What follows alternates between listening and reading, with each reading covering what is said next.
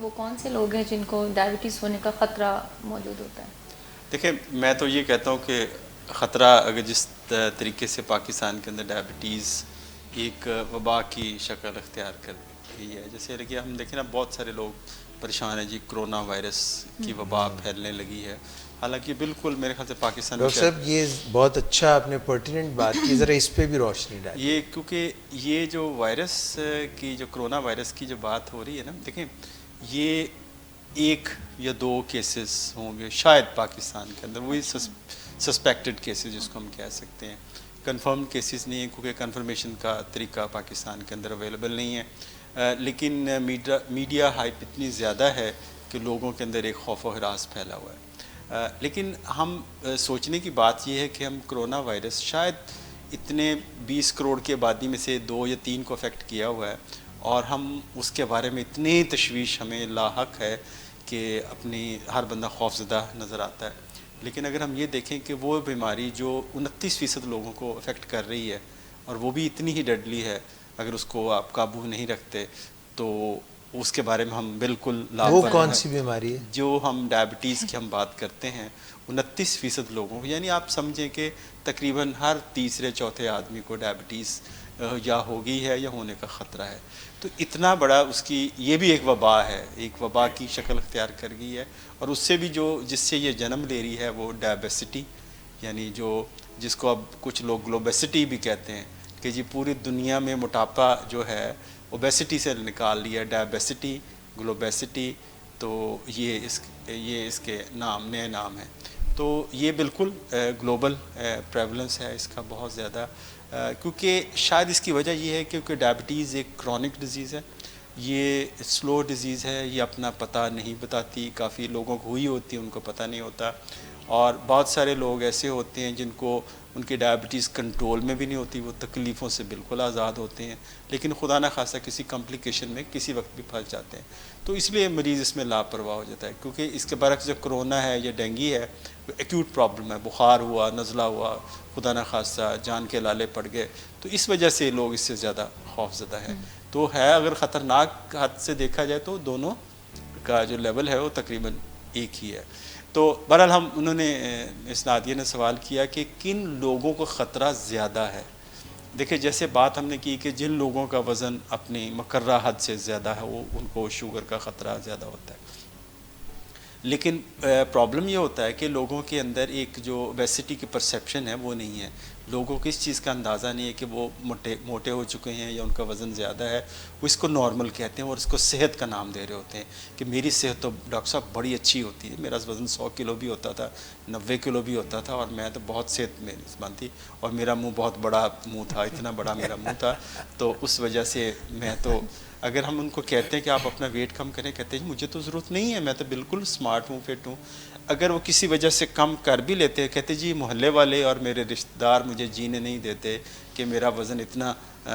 کمزور ہو گیا، ہم لفظ وہ کمزور استعمال کرتے ہیں، اور میرا منہ چھوٹا سا منہ نکل آیا اور میں بالکل کمزور ہو گیا ہوں. تو یہ ایک نیگیٹو پرسیپشن ہے جو ہمیں اس علاج کی طرف، دیکھیں جب تک ہم ایک چیز کو ریکگنائز نہیں کرتے، تسلیم ہی نہیں کرتے، تو اس کا تدارک کیسے کریں گے. ایک پرابلم ہے اس کو ہم ریکگنائز ہی نہیں کر رہے کہ یہ پرابلم ہے، اور موٹاپا ایک اٹ سیلف ایک پرابلم ہے، تو اس کے بارے میں ہم کوئی لاپرواہی اسی لیے برتی جاتی ہے، اور اسی وجہ سے ڈائبٹیز ہونے کا خطرہ زیادہ ہو جاتا ہے.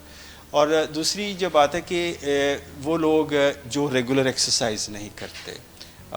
پارکس میں چلے جائیں وہ ویران ہے. اگر لاہور کی آبادی اگر 1 کروڑ ہے تو میرا نہیں خیال کوئی پورے پارکس میں کوئی 1 یا 1.5 لاکھ بندہ بھی پورے شہر کے خالی پارک ہوتے ہیں. سردیوں میں تو بالکل خالی نظر آتے ہیں. یہ سردی بہت زیادہ ہوگی ہے جو ہم نے واک چھوڑ دی ہے، گرمیوں میں گرمی بہت زیادہ ہوگی، واک ہم نہیں کریں گے، برسات میں حبس بہت زیادہ ہوگی، واک نہیں کریں گے، اور جی اب ڈینگی پھیل گیا اب واک نہیں کی جائے گی، اب جی وہ اسموگ آ گئی اب واک نہیں ہوگی، اب رمضان آ گیا اب واک نہیں ہوگی. تو یہ ہمارے پاس مختلف قسم کے ہیلے حجتیں یہ موجود ہوتی ہیں، سب کے دلوں میں ہوتی ہیں، لیکن احساس نہیں ہوتا. تو واک کے لیے صرف 1 یا 2 سہانے مہینے بنتے ہیں جس میں شاید واک لوگ کرنے چلے جا سکتے ہیں. وہ اب اس وقت ہے مہینہ؟ ابھی بھی لوگوں کو سردی لگ رہی ہے اور رضائیوں میں دبکے ہوئے ہیں کہ وہ کہتے جی سردی بہت ہے واک. اگلا مہینہ آئے گا تو کہیں گے جی اب پولن کا آمد ہے. تو یہ ایکچولی بیسیکلی یہ ہمیں انرشیا ہے. ایکسرسائز کے لیے بھی انرشیا ہے, اپنے علاج کے لیے بھی ہم نہیں کوشش کرتے, یہ انرشیا ہے. تو یہ ہمیں ایکسرسائز نہ کرنے والوں کو. ڈاکٹر صاحب ایک سوال اسی جگہ میں پوچھنا چاہوں گا کہ ایک تو واک ہوگی آؤٹ سائڈ جا کے, آپ نے کافی سارے فیکٹرز بھی بتایا, اگر کسی کو یہ دل میں باتیں ہیں تو ایکٹیویٹی کو بڑھانا, اپنا کام اٹھ کے کرنا, ایکٹیو رہنا, یعنی بیٹھے ہیں, موبائل ہے, ٹی وی ہے یا کوئی ایسی چیز ہے یا آفس ورک ہے, تو ہم فار آورز بیٹھے ہیں, ہاف این آور 1 آور ایک سیٹ پہ بیٹھے ہوئے ہیں, اس کی بجائے جو اٹھ کے 5 منٹ 10 منٹ ادھر ادھر ذرا جانا آنا, اندر موو کرنا, is that going to help somewhat? بالکل. دیکھیں ہمارا جو لائف سٹائل ہے ان ایکٹیو ہے. ہم جب سے ہمارے زندگیوں میں ریموٹ کا استعمال شروع ہوا ہے, ہم ایئر کنڈیشنر ہمارا ریموٹ سے چلتا ہے,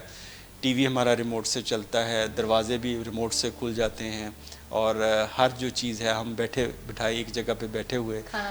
کھانا بھی اب پک جائے گا میرے خیال سے عورتوں کو بڑی. ہاں اب تو خیر وہ ایک فون کال پہ آپ کے پاس فوڈ کی جو ساری جو چینز ہیں وہ آپ کی دسترس میں ہیں. تو یہ ساری چیزیں زندگی میں آسانیاں ہیں, لیکن یہ کس قیمت پہ ہیں؟ یہ ہماری بیماری کی قیمت پہ ہیں. تو ہمیں یہ بھی اپنانا چاہیے کہ اگر دروازہ کھولنے کے لیے گیٹ پہ خود جانا پڑے خود جائیں, اپنا ٹی وی بند کرنا خود اٹھ کے بند کریں, ٹیلی فون سننا اگر کوئی اب لینڈ تو خیر موبائل ہے. سر ٹیلی فون سنتے ہوئے واک کی جا سکتی ہے؟ واک کی جا سکتی ہے, آپ اپنا کام کرتے ہوئے واک کر سکتے ہیں. میں اکثر دیکھتا ہوں ڈاکٹر صداقت کو جو اس ادارے کے روح رواں ہیں, وہ میٹنگز کر رہے ہوتے ہیں واک کرتے ہوئے, اپنے جو ساتھیوں کے ساتھ چلتے چلتے وہ کام بھی کر رہے ہوتے ہیں اور ساتھ واک بھی ہو رہی ہوتی ہے. تو ایک قسم کی آپ کو ایک بیسیکلی ہمیں اندر سے ایک موٹیویشن چاہیے کہ یہ ہم نے کرنا ہے اور یہ ہم پہ لازمی ہے. اور ایک تو میں نے جیسے بات کی, ایک تو جو لوگ جن کا وزن زیادہ ہے واک نہیں کرتے. تیسرا ایک فیملی ہسٹری, جن لوگوں کو ڈائبٹیز جن کی فیملی کے اندر ہے, جن کی امی کو شوگر ہے, کسی کے ابو کو شوگر ہے, کسی بہن بھائی کو شوگر ہے, اور تو ان لوگوں کو ڈائبٹیز ہونے کا خطرہ زیادہ ہوتا ہے. لیکن عورتیں آتی کہتی جی میری امی ابو کو تو نہیں, میری ساس کو تھی تو مجھے وہاں سے لگی ہے. تو is it possible? It is not possible, کیونکہ یہ چھوت کی بیماری نہیں ہے, لیکن کیونکہ بلیم گیم میں یہ چیز آ جاتی ہے. تو وہ کہتے ہیں مجھے میری ساس سے لگی تھی تو شوگر تو مجھے تو وہاں سے ہوئی, تو مجھے تو میرے تو پورے خاندان میں شوگر نہیں تھی. حالانکہ یہ اس کی وجہ نہیں ہے. یعنی یہ وراثتی بیماری ہے, ایک دوسرے کے پاس بیٹھنے سے, کھانے سے, چھونے سے یہ بیماری منتقل نہیں ہوتی جیسے دوسرے وائرسز کی یہ بیماری ہو سکتی ہے. اور اس میں جو خیال رکھنے والی یہ بات ہوتی ہے کہ ہمارے جو رشتہ دار بہن بھائی یا بیٹا بیٹی ڈائبٹک پرسن کے جو ساتھ ہوتے ہیں وہ بالکل اس چیز سے لاپرواہ ہوتے ہیں, وہ خوش بیٹھے ہوتے ہیں کہ مجھے نہیں ہو سکتی, حالانکہ دے آر پوٹینشیل ڈائبٹک, ان کو ہونے کا خطرہ زیادہ ہوتا ہے. ان کو وہی میجرز لینے چاہیے جو ایک ڈائبٹک کو لینے چاہیے, اپنا ویٹ مینیج رکھنا چاہیے, اپنی ڈائٹ پہ کنٹرول کرنا چاہیے, تو پھر یہ ڈائبٹیز ہونے کا خطرہ اس کو ٹالا جا سکتا ہے, کم کیا جا سکتا ہے, صرف ایک نو ہاؤ کی وجہ سے کہ ہم ایک پوٹینشیل ڈائبٹک ہیں. تو یہ ایک اویئرنیس کی ضرورت ہے. چوتھی جو چیز ہے کہ جن خواتین کو پریگننسی کے اندر ڈائبٹیز ہو, ان کو ڈائبٹیز ہونے کا خطرہ زیادہ ہوتا ہے. ویسے ان کو ڈائبٹیز نہیں ہوتی, پریگننسی چل رہی تھی تو پریگننسی کے اندر ڈسکور ہوا کہ اس کو ڈائبٹیز ہے. اچھا ایک بڑی انفارچونیٹ بات ہے کہ ہمارے ہیلتھ کیئر پروفیشنل پہ بھی ہے, اور ساتھ اس پہ تھوڑا سا قصور آتا ہے, میں سمجھتا ہوں ہم لوگوں کا قصور بھی ہے, کہ جب پریگننسی میں ڈائبٹیز ہے تو ہمیں خاتون کو جو ہے اس کو بتا دینا چاہیے کہ یہ ہو سکتا ہے یہ شوگر ڈیلیوری کے بعد ختم ہو جائے, لیکن زندگی میں کسی وقت بھی یہ اپیئر ہو سکتی ہے کہ آپ کو شوگر ہونے کا خطرہ عام لوگوں کی نسبت زیادہ ہے. تو یہ ہمیں بریفنگ دینی چاہیے کہ اب بیٹھ کے پنجیریاں نہیں کھانی, وہ دیسی گھی کے پنیاں بنا کے نہیں لینی, وزن کو مینیج کرنا ہے اور ریگولر ایکسرسائز کرنی ہے. تو یہ جو ہے عام طور پہ دیکھا ہے کہ ڈیلیوری کے بعد خواتین کا جو ویٹ ہے وہ بڑھ جاتا ہے, تو اس کی وجہ سے بھی ان کو پھر اگر وہ پریگننسی میں ڈائبٹیز ہوئی ہے. ایک بات بتائیے, آپ ڈائبٹولوجسٹ ہیں, کنسلٹنٹ ہیں, گائنیکولوجسٹ نہیں ہیں, مگر پھر بھی میں آپ سے یہ پوچھوں گا, کیا پریگننسی جو ہے اس کی آؤٹ کم اگر نارمل ڈیلیوری ہو یا سیزیرین سیکشن ہو آج کے دور حاضر میں, تو یہ خاتون کے جسم کو کمزور کر کے چلی جاتی ہے؟ نہیں, کمزور نہیں کرتی بالکل. یہ لوگوں میں ایک مس کنسیپشن ہے کہ جی سی سیکشن ہو گیا یہ کمزور ہو گیا. اب بیسیکلی نارمل ڈیلیوری تھوڑی سی کم ہو جاتی ہے. عام طور پہ رسک نہیں لیا جاتا ہے. میرے خیال سے اینٹی نیٹل فالو اپ اتنا اچھا ہوتا ہے کہ بہت ساری جو چھوٹی چھوٹی کمپلیکیشنز ہیں اس سے بچنے کے لیے سی سیکشن کی طرف چلے. لوگ اس کو برا سمجھتے کہ سی سیکشن کرنا کوئی بہت ایک خدا نخواستہ کوئی بہت بڑا ڈیفیکٹ پیدا ہو گیا ہے, تو ایسی اس میں کوئی بات نہیں ہے. اگر سی سیکشن کی انڈیکیشن ہے, اب تو بہت ساری انڈیکیشن ہے, تو کروا لینا چاہیے. لوگوں میں ایک یہ بھی ہے کہ شاید ڈاکٹر اپنی فیس بڑھانے کے لیے, اپنا اس سے منافع کمانے کے لیے یہ اکثر گائنیکالوجسٹ سے جتنا میں جانتا ہوں, نارمل ڈلیوری پہ جو لیبر ہے پرائمی اگر ہو, یعنی جس کی پہلی دفعہ بچہ ہو رہا ہو, تو یہ لیبر بڑی پرولونگ کر جاتی ہے, اور جو ڈاکٹر ہے وہ ٹنگیا رہتا ہے کہ she has to be there اور he has to be there to attend, جبکہ سی سیکشن ان کے لیے آسان ہے, ڈاکٹرز کے لیے آسان ہے. ہاں, اس میں میرے خیال سے, کیونکہ میرے خیال سے ایک تو جب